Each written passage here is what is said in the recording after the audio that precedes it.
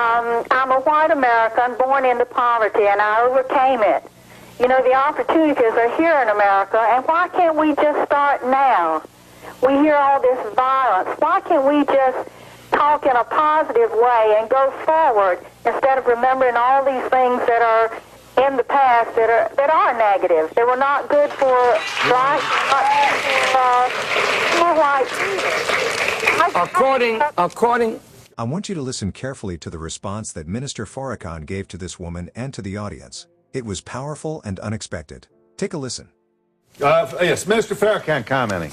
According to the State of Black America by the Urban League, if we started right now, they said, we could never close the gap to black poverty and white poverty.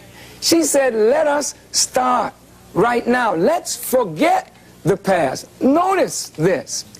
When Jewish people remember the Holocaust and want the world to remember the Holocaust. Wait. Why do you want the world to remember? Because if the world does not remember, it is likely to repeat itself. And Jewish persons who suffered from the Holocaust want the world to remember this because the world turned its back while Jews were put in ovens.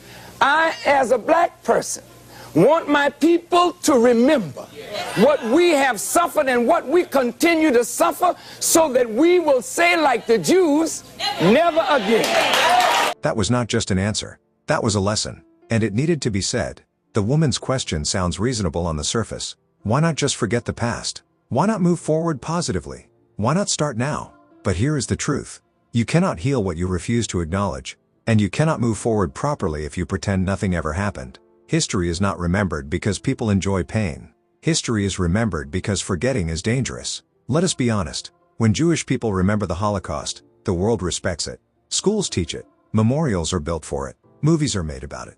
And nobody tells them to stop talking about it. Nobody tells them it was a long time ago. Nobody tells them to move on. Why? Because the world understands that remembering is protection. Remembering is how you make sure it never happens again. But when it comes to black people, the rules suddenly change. We are told to forget. We are told to move on. We are told to stop reminding the world of what happened. That is the double standard. Yes, opportunities exist today. Yes, progress has been made. Yes, many people have risen from nothing and built something. And that should always be celebrated. But progress does not cancel history.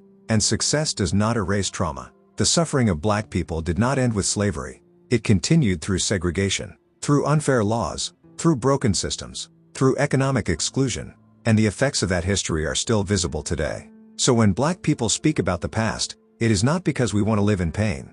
It is because we want to understand how the pain shaped the present, so that the future can be built correctly. Forgetting history does not create peace. It creates repetition. We are not saying we should stay stuck in yesterday. We are not saying we should stop pushing forward.